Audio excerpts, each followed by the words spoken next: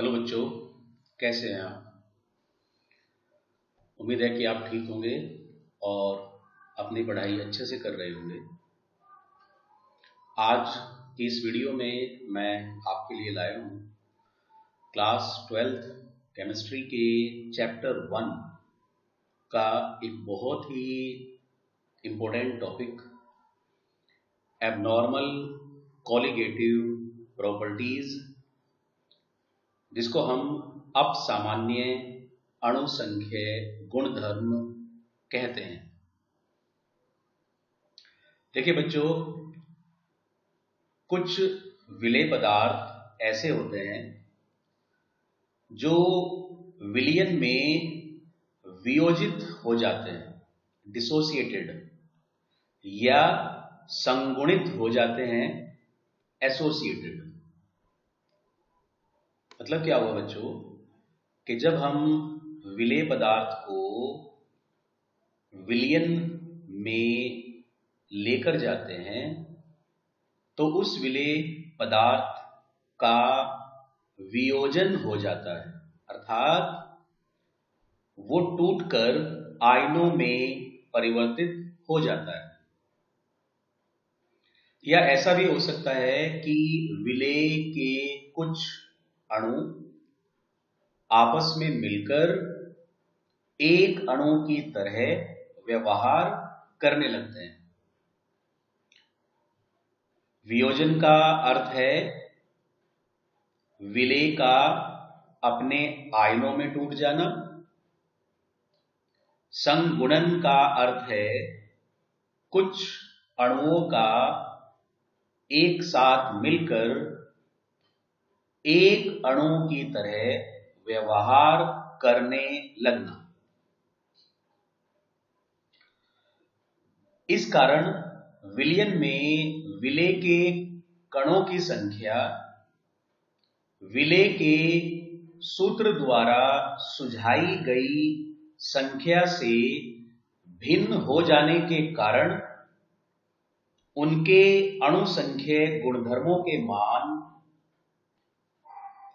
सैद्धांतिक मान से भिन्न प्राप्त होते हैं।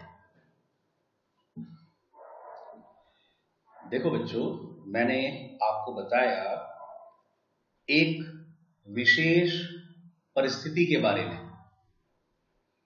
जिसमें विलेय पदार्थ विलयन अवस्था में आने के बाद अपने कणों की संख्या परिवर्तित कर लेता है, या तो वियोजन करके बढ़ा लेगा या संगुणन करके घटा लेगा। तो ऐसी स्थिति में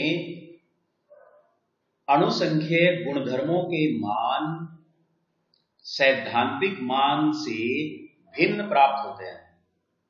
जो होने चाहिए वो नहीं आएंगे, उनसे अलग आएंगे। और ऐसे अणुसंख्यीय गुणधर्मों को अपसामान्य अणुसंख्यीय गुणधर्म कहते हैं। देखिए, आपसे ये पहला प्रश्न पूछा जा सकता है, अपसामान्य अणुसंख्यीय गुणधर्मों से आप क्या समझते हैं? तो ये आपको इस प्रश्न के आंसर में लिखना है। कुछ विलेय पदार्थ विलयन में वियोजित अथवा संगुणित होने की प्रवृत्ति रखते हैं। इस कारण विलयन में विलेय के कणों की संख्या विलेय के सूत्र द्वारा सुझाई गई संख्या से भिन्न हो जाने के कारण उनके अणुसंख्यीय गुणधर्मों के मान सैद्धांतिक मान से भिन्न प्राप्त होते हैं। अतः इन्हें अपसामान्य अणुसंख्यीय गुणधर्म कहते हैं। There are certain solutes which have tendency of dissociation or association in solution state. Due to this, The number of particles of solute in the solution are in fact different from the number suggested by formula of the solute. Now, since there are different number of particles, therefore the value of colligative property will also be different from the theoretical value or real value, and such colligative properties are known as abnormal colligative properties. अब हम उदाहरण देखते हैं, जो हमने दो बातें यहां की उनके उदाहरण। देखिए, यदि सोडियम क्लोराइड को जल में घोला जाए तो सोडियम क्लोराइड जल में घोलने के पश्चात सोडियम आयन क्लोराइड आयन में वियोजित हो जाता है। देखिए, अगर हमने NaCl का एक फॉर्मूला यूनिट लिया, उसको पानी में डिसॉल्व कर दिया, तो रियल में पानी के अंदर नंबर ऑफ पार्टिकल्स 2 हो जाएंगे, डबल हो जाएंगे। देखिए, थ्योरेटिकली हम कंसिडर कर रहे हैं कि एक पार्टिकल हमने विलय किया है, लेकिन वास्तव में सॉल्यूशन के अंदर 2 पार्टिकल हैं। तो इसका मीनिंग हुआ कि कॉलिगेटिव प्रॉपर्टी यानी जो अणुसंख्यक गुणधर्म है, इनके मान 2 गुने आएंगे। इसी तरह से अगर हम देखते हैं कि एसिटिक एसिड को बेंजीन में घोलने पर, यदि आप एसिटिक एसिड को बेंजीन में घोलकर एक विलयन बनाते हैं, तो एसिटिक एसिड के 2 अणु एक दूसरे के साथ हाइड्रोजन आबंधों द्वारा जुड़कर एक अणु की तरह व्यवहार करने लगेंगे। देखिए, हमने एसिटिक एसिड के 2 अणु विलयन में भेजे हैं, लेकिन रियल में विलयन में सिर्फ एक अणु काम कर रहा है, केवल एक अणु। तो अणुसंख्यक गुणधर्म का मान आधा आएगा। जो मान उसका आना चाहिए था, उसका आधा मान आएगा। तो इसको कहते हैं अपसामान्य गुणधर्म, अपसामान्य अणुसंख्यक गुणधर्म। अब हम आगे बढ़ते हैं। देखिए, आपको यह भी पता है कि जितने भी अणुसंख्यक गुणधर्म हैं, वो सभी अणुभार ज्ञात करने में प्रयोग किए जाते हैं। उन सब से हम क्या करते हैं? अणुभार ज्ञात करते हैं। देखिए, आपको यह भी पता है कि जो अणुभार है Mb, ये इनवर्सली प्रोपोर्शनल है कोलिगेटिव प्रॉपर्टी के। जो अणुसंख्यक गुणधर्म है और विलय के अणुभार हैं, इनमें इनवर्स रिलेशन है। ये एक दूसरे के व्युत्क्रमानुपाती हैं। तो यदि कोलिगेटिव प्रॉपर्टी का मान अधिक होगा तो अणुभार कम होगा, और यदि कोलिगेटिव प्रॉपर्टी का मान अधिक होगा तो अणुभार का मान कम होगा। अब इसी लॉजिक को अगर हम अपने ऊपर पढ़े हुए दोनों उदाहरणों पर लगाएं, तो NaCl के केस में कणों की संख्या दोगुनी हो जाने के कारण कोलिगेटिव प्रॉपर्टी का मान कैसा आएगा? 2 गुना आएगा। तो अणुभार का मान आधा आएगा। इसी तरह एसिटिक एसिड के केस में अणुओं की संख्या आधी रह गई है, विलयन में जो कण है उनकी संख्या आधी रह गई है, तो अणुसंख्यक गुणधर्म का मान आधा आएगा और अणुभार 2 गुना आएगा। देखिए, इस कंडीशन को ही हम अपसामान्य अणुभार या एबनॉर्मल मॉलिक्यूलर मास कहते हैं। आप इसको कैसे डिफाइन करेंगे? विलेय का अणुभार अणुसंख्य गुणधर्मों के मान के व्युत्क्रमानुपाती होता है।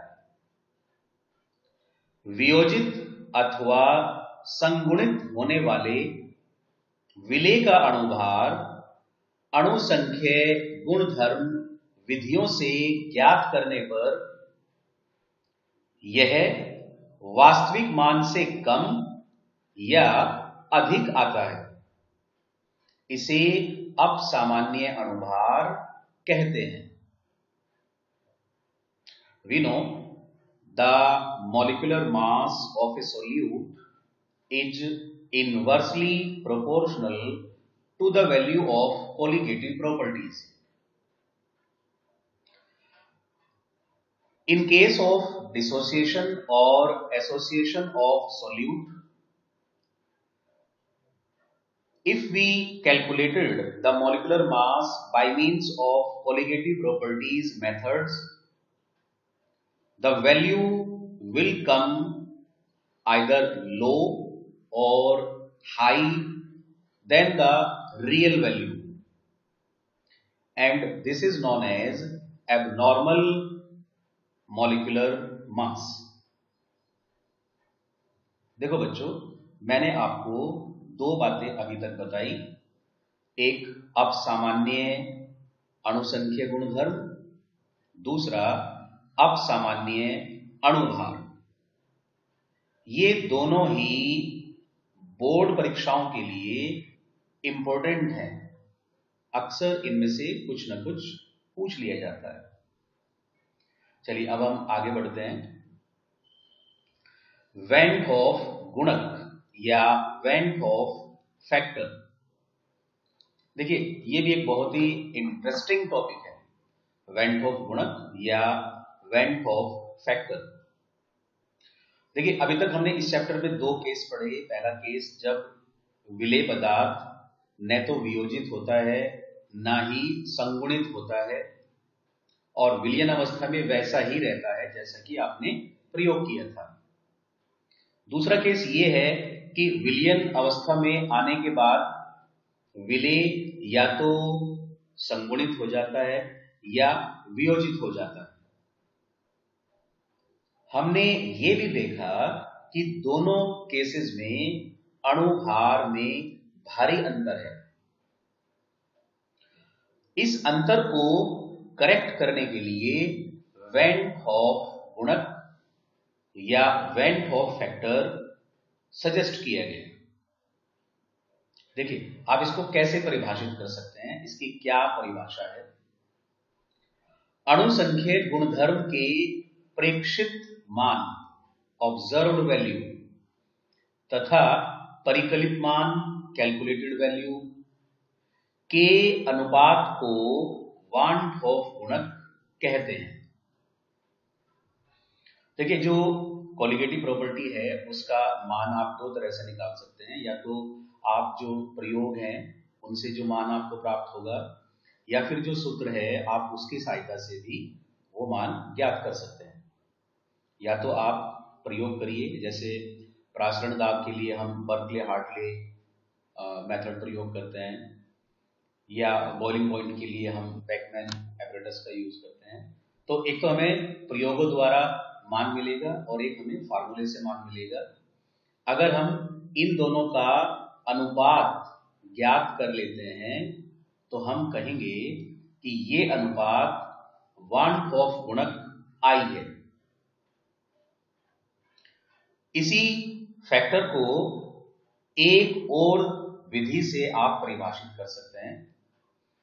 विलेय के वास्तविक अणुभार तथा अपसामान्य अणुभार के अनुपात को वेन हॉफ गुणक आई कहते हैं। आप इन दोनों में से किसी भी विधि से वैन होफ गुणक को परिभाषित कर सकते हैं। आगे चलते हैं।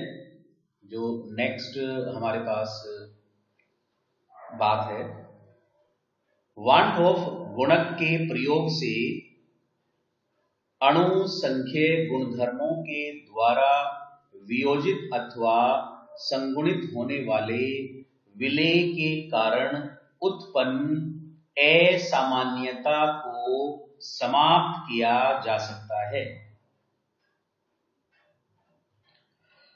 अगर हम वान होफ गुणक का प्रयोग कर ले तो जो असामान्यता इस कारण पैदा हुई थी कि विलयन में जाने के बाद वियोजित अथवा संगुणित हो गया था, वह अब सामान्यता समाप्त हो जाएगी।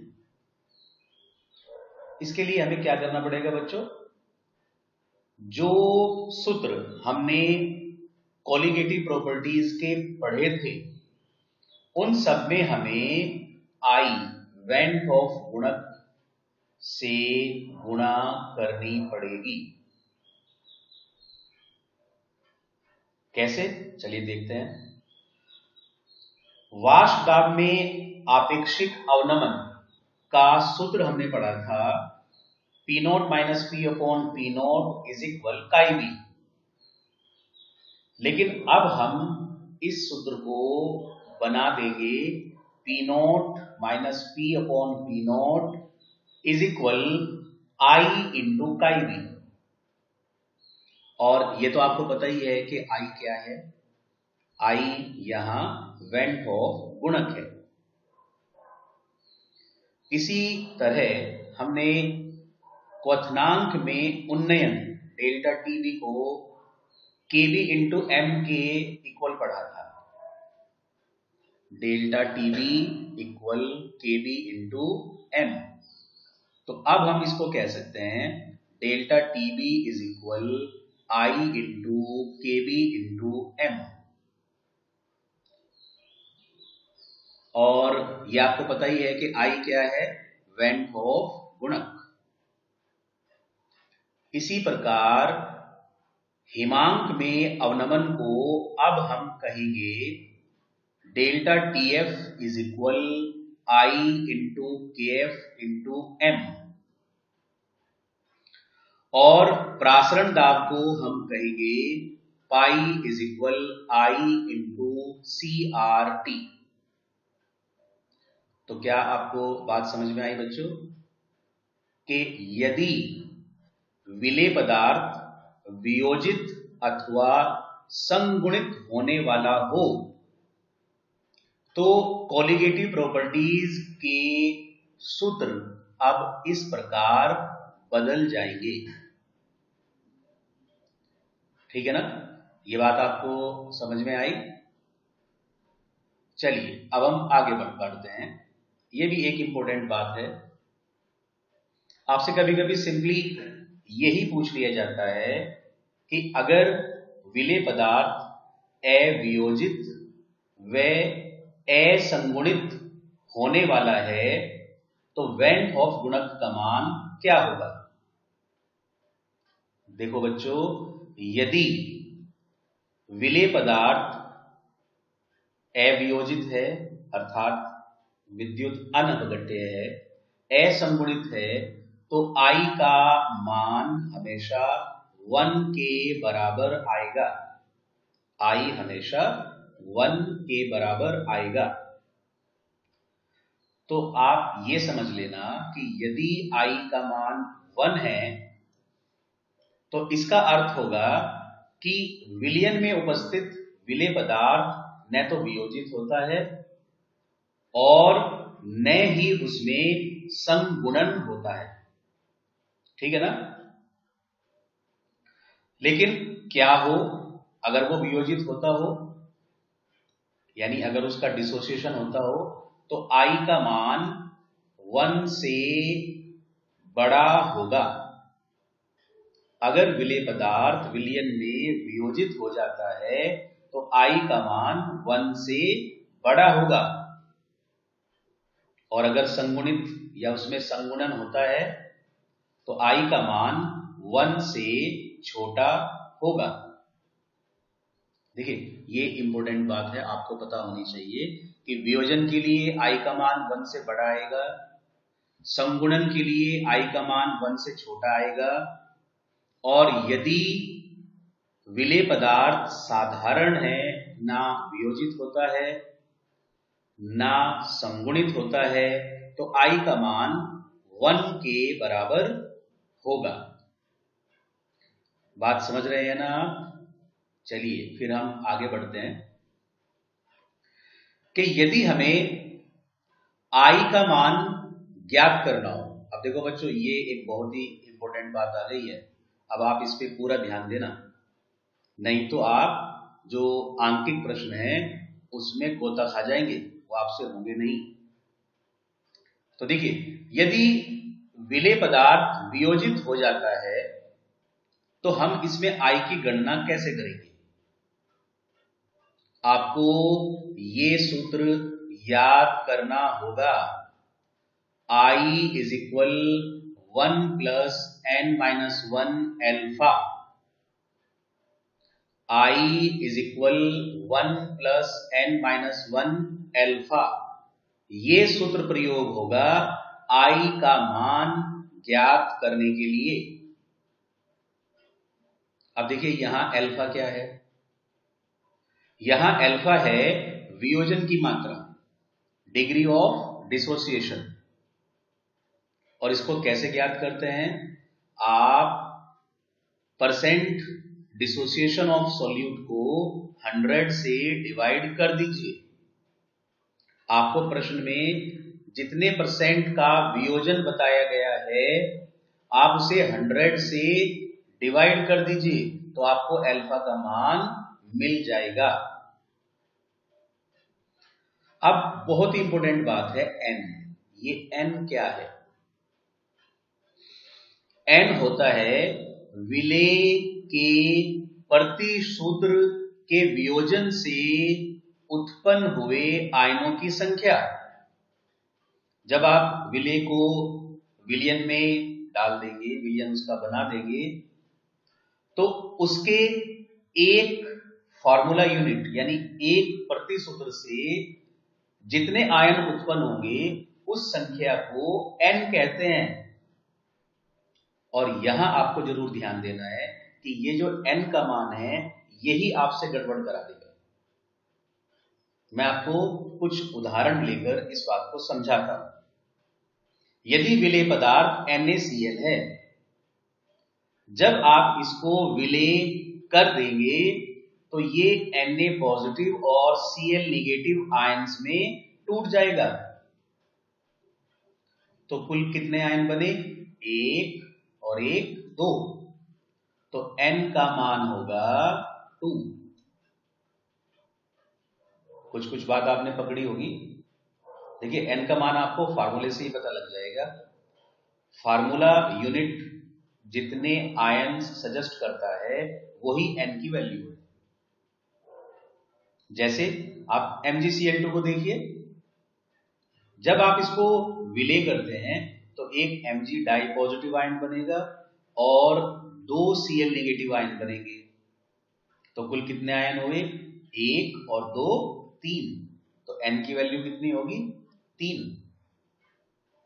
इसी तरह यदि Al2SO4 होल थ्राइस को विलेय किया जाता है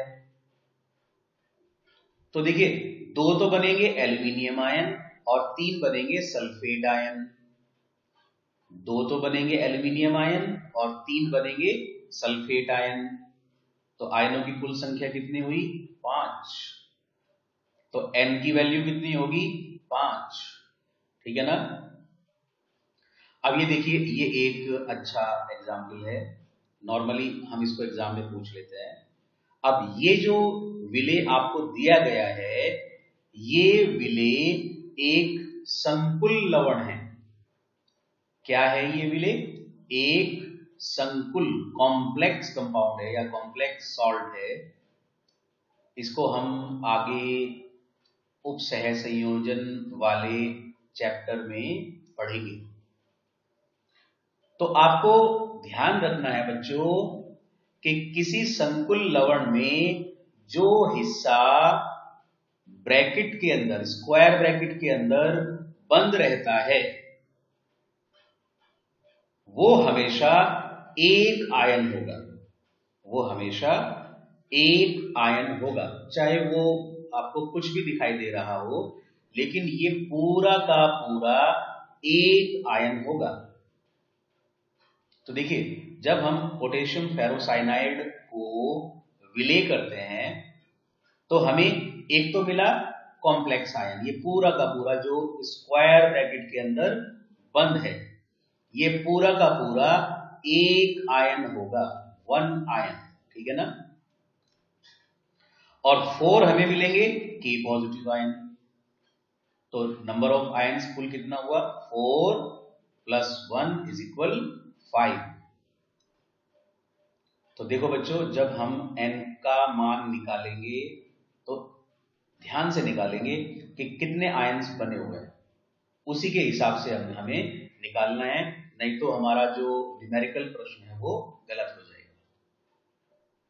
चलिए अब आगे बढ़ते हैं।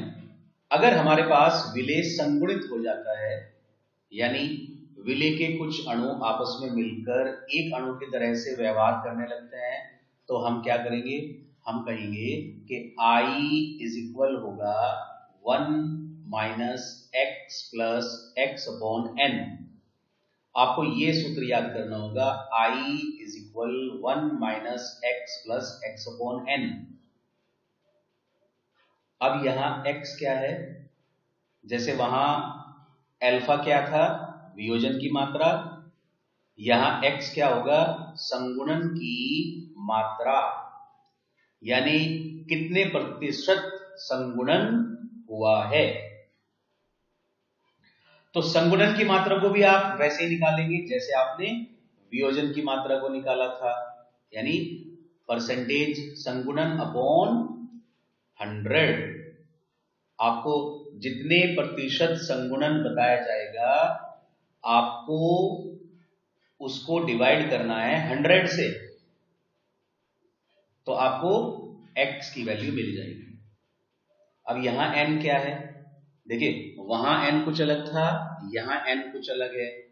यहां n क्या है कि जितने अणु संगुणित होंगे उनकी संख्या। जैसे कि हमने जो एसिटिक एसिड वाला केस पढ़ा था, उसमें 2 अणु संगुणित हुए थे, तो n की वैल्यू कितनी होगी, 2। देखिए, अगर आपको आंकिक प्रश्न में डाइमर इस शब्द का प्रयोग मिलता है, तो इसका मीनिंग है कि n की वैल्यू 2 होगी। यदि ट्राइमर मिल जाता है तो n की वैल्यू 3 होगी, ठीक है ना। तो देखिए, जो मैंने आज आपको टॉपिक बताए, ये बहुत इंपॉर्टेंट टॉपिक हैं। अब इसके बाद जल्द ही मैं आपको इस चैप्टर के जो न्यूमेरिकल्स हैं वो भी एक्सप्लेन करना शुरू करूंगा। तो आप सारी वीडियो को ध्यान से देखें, इनको जो टॉपिक्स आपको न्यूमेरिकल्स के लिए इंपॉर्टेंट हैं उनके फार्मूले देखें, और अगर आपको दिक्कत ना हो तो आप इन्हें नोट भी करते रहें। वीडियो को पॉज करके आप सारी चीज़ों को नोट करते रहें, ताकि आपके फ्यूचर के लिए नोट्स भी बनते रहें और आपको एग्जाम समय में कोई दिक्कत ना हो। तो बच्चों, अगर आपको मेरी वीडियो अच्छी लग रही हो तो इनको ज़्यादा से ज़्यादा लाइक करो और अच्छे अच्छे कमेंट्स भी दो, सब्सक्राइब भी करो, ताकि और अच्छे से अच्छी वीडियो बनाकर मैं आपके पास लाऊं। Thanks, have a nice day.